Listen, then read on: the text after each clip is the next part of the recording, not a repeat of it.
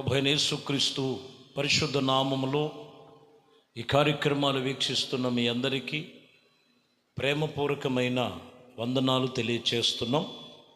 దేవుని పరిశుద్ధ గ్రంథములో నుండి మొదటి సమూయేలు గ్రంథం 25వ అధ్యాయం 3వ వచనాన్ని లేఖనాలు పరిశీలన చేద్దాం. పరిశుద్ధ గ్రంథము దేవుని మాటలు విందాం.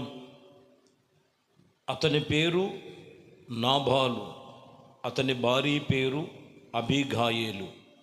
ఈ స్త్రీ సుబుద్ధి గలదై రూపించబడినట్లుగా దేవుని వాక్యము తెలియచేస్తున్న మాట చూడండి. అబీగాయేలు సుబుద్ధిగా ప్రవర్తించటం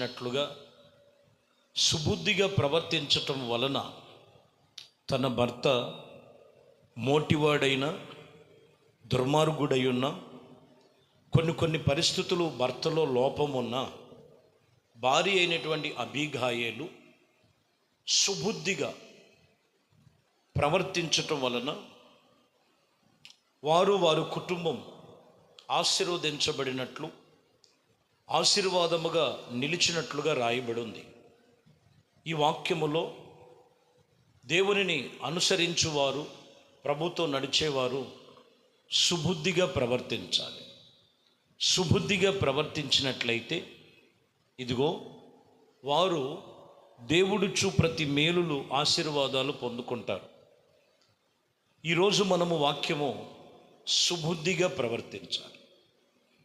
సామెతల గ్రంథములో 3వ అధ్యాయం 5వ వచనం, నీ సబుద్ధిని ఆధారము చేసుకొనక నీ పూర్ణ హృదయముతో యెహోవా యందు నమ్మికుంచుము. ఇక్కడ సబుద్ధి కనపడుతుంది. జ్ఞాని అయిన సొలొమోను అంటారు, నీ సొంత బుద్ధిని ఆలోచన చేయొద్దు, ఆధారం చేసుకోవద్దు. పూర్ణ మనస్సుతో, పూర్ణ హృదయముతో దేవుడైన యెహోవా యందు నీవు నమ్మికుంచి భయభక్తులు కలిగి ఉన్నట్లయితే నీకెంతో మేలు, నీకెంతో ఆశీర్వాదపు దీవెనలు కలిగి ఉంటాయి. వాక్యం చెప్తున్న మాట ఇది. అబీగాయేలు సుబుద్ధిగా నడిచింది. ఇక్కడ సొలొమోను అంటారు, స్వబుద్ధిగా మీరు నడవకూడదు, మీ స్వబుద్ధిని ఆధారం చేసుకోకూడదు. సుబుద్ధి అనేది దేవుని వాక్యమును బట్టి పవిత్రమైన మార్గములో నడిపిస్తున్నటువంటి బుద్ధి కలిగినది.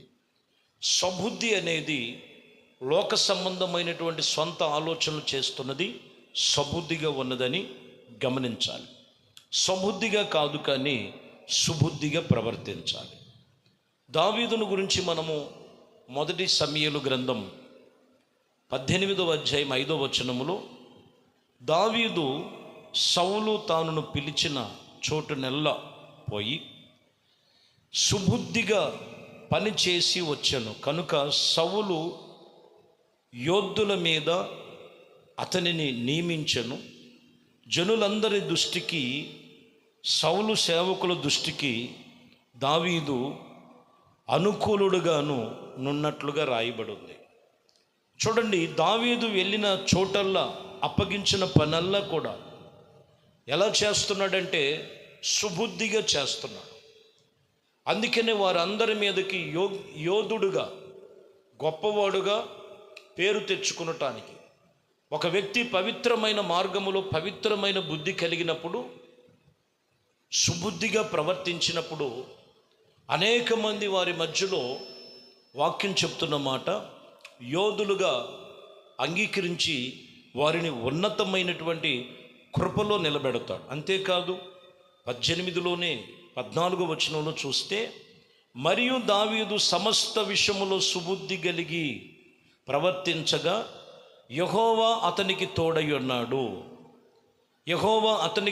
ఉన్నాడు. దావీదు మిగులు సుబుద్ధి గలవాడై ప్రవర్తించి సౌలు చూసి మరి అధికముగా అతనికి భయపడెను.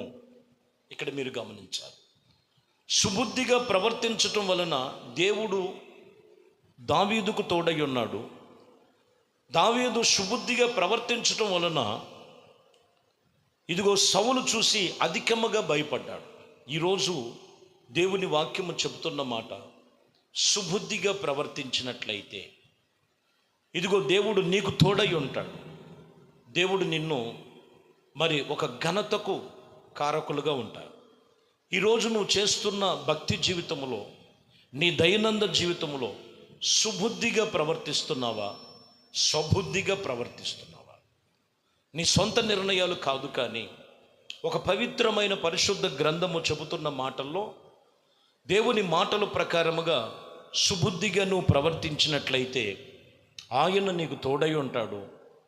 ఆయన నిన్ను యోగ్యులుగా ఎంచుతారు. ఆయన నీకు అన్ని విషయములో కూడా అనేకమైనటువంటి కృపలతో నింపగలిగినటువంటి అనుభవాల మధ్యలో నడుస్తావు. కృపచేత నింపగలిగిన వారుగా. దానియేలు గ్రంథములో 5వ అధ్యాయం 12వ వచనంలో చదువుతున్నాం. దానియేలు శ్రేష్టమైన బుద్ధి గలవాడై కలలు తేటపరుచుకొనుచు, మర్మములు బయలుపరచుచు, కఠినమైన ప్రశ్నలన్నిటికీ ఎంతో జ్ఞానముతో అక్కడ సమాధానమిస్తున్నటువంటి పరిస్థితి దానియేలులో కనపడుతుంది. దానియేలు ఎటువంటి వారనంటే శ్రేష్టమైన బుద్ధి గలవాడు. ఈరోజు సుబుద్ధి కావాలి. రెండవది ఉండాల్సింది మరి దానియేలు వలె శ్రేష్టమైన బుద్ధి. శ్రేష్టమైన బుద్ధి గలవారుగా ఉన్నారు కాబట్టి దర్శనము చూడగలుగుతున్నాడు, కలల భావం చెప్పగలుగుతున్నాడు.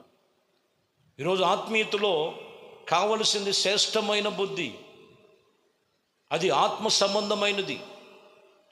చూడండి, దానియేలు గ్రంథములు 6వ అధ్యాయం 3వ వచనములో, ఈ దానియేలు అతి శ్రేష్టమైన బుద్ధి గలవాడై ప్రధానులలోను అధిపతులలోను ప్రఖ్యాతి నొందినవాడుగాను రాజ్యమంతటి మీద అతనిని నియమింపవలనని రాజు నిశ్చయించుకున్నాడు అక్కడ.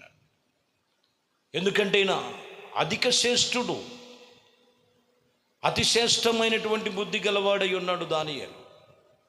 ఈరోజు దేవుని వాక్యం ఏంటో బుద్ధి కలిగినటువంటి ఆత్మ సంబంధమైన మాటల చేత అతి శ్రేష్టమైన బుద్ధిగా తీర్చబడుతున్నదా?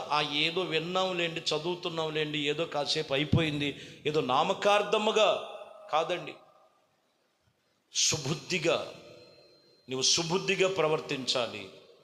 రెండవది, శ్రేష్టమైన బుద్ధి గలవారిగా ఉన్నప్పుడు దేవుడు నీకు బయలుపరిచేవి, దేవుడు నీకు కావలసినవి ఆయన నిన్ను ఒక రీతిగా ఆయన నియమించి ఏర్పాటు చేయగలిగిన సమర్థుడు, శక్తి కలిగిన వాడు. యెషయా గ్రంథములో మీరు గమనించినట్లయితే వాక్యము చెబుతున్నటువంటి మాటల్లో ప్రభు మాటలుగా మనం గమనించాలి. ప్రియమైన దేవుని బిడ్డలారా, దేవుడు సమాధాన పరిచేటువంటి దేవుని సన్నిధిలో కృతజ్ఞతలు కలిగి, దేవునితో నిబంధన కలిగి నడుచుకునే విషయమును జాగ్రత్త కలిగి ఉండాలి. కాబట్టి ఈ వాక్యముల చేత ఈరోజు ఈ వర్తమానము ద్వారా సుబుద్ధిగా ప్రవర్తించు, అతి శ్రేష్టమైన బుద్ధి గలవారుగా నీవు నడుచుకున్నట్లయితే అది నీకెంతో మేలు, శ్రేష్టమై ఉన్నవి. దేవుడు మీకు మీ ఆత్మీయ జీవితానికి, మీరు వెళుతున్న మార్గాలకు ఒకటి వాక్యము చెబుతున్న మాట, సుబుద్ధి అనేది వాక్యమును బట్టి పవిత్రమైన ఆలోచన కలిగి మనస్సును, బుద్ధిని నడిపించేది. శ్రేష్టమైన బుద్ధి దేవుడి మీదే మనం ఆనుకొని జీవిస్తున్న దానియేలుని మనం చూడొచ్చు. దానియేలు ప్రార్థన పరుడు. ఇదిగో కలల భావం చెప్పటమే కాదు, అటువంటి శ్రేష్టమైన బుద్ధి గలవాడై ఉన్నాడు కాబట్టి అతి శ్రేష్టమైనటువంటి కార్యాలలో దేవుడిని ఆయన ఉంచాడు. ఈరోజు మరి మీ సంగతి ఏంటి? వాక్యం వింటున్నటువంటి మీరు ఎన్నో సంవత్సరాల నుంచి వాక్యం వింటూ సుబుద్ధిగా ప్రవర్తిస్తున్నావా? శ్రేష్టమైన బుద్ధిగా మార్చబడి ప్రభువుకు దగ్గరగా ఉన్నావా?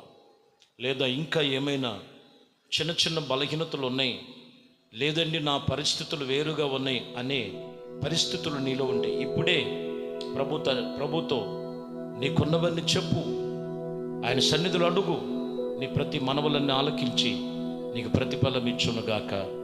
దేవుడి ఈ మాటలు దీవించునుగాక. ప్రార్థన. పరిశుద్ధుడైన తండ్రి, దయగలిగిన మా ప్రభువా, మీ శ్రేష్టమైన పరిశుద్ధ నామమును బట్టి స్తోత్రాలు. ప్రతి ఒక్కరూ కూడా సుబుద్ధిగా వారి కుటుంబాలు, వారి వ్యాపారాలు, వారి చేతి పనులు, వారి పిల్లలను చక్కగా ఏలుబడి చేసేటువంటి సుబుద్ధిని, ఇది ఆత్మ సంబంధమైన బుద్ధి అని, శ్రేష్టమైన బుద్ధి గలవారే అన్ని రంగాలలో దేవుడు పిల్లలు ముందంచులో ఉండి ఆత్మీయతలో స్థిరపరచబడినట్లు మీ కృపను అనుగ్రహించి ఈ ఉదయకాలము మీ సన్నిధిలో చేస్తున్న ప్రతి ప్రార్థనలన్నీ ఆలకించి ప్రతిఫలమును దయచేయమని, మహిమ ఘనత ప్రభావాలు మీకే పొందుకోమని నజరేయుడైన యేసుక్రీస్తు నామములో ప్రార్థించి వేడుకొనుచున్నాము తండ్రి. ఆమేన్. ప్రభు మిమ్మల్ని దీవించి ఆశీర్వదించునుగాక. ఆమేన్.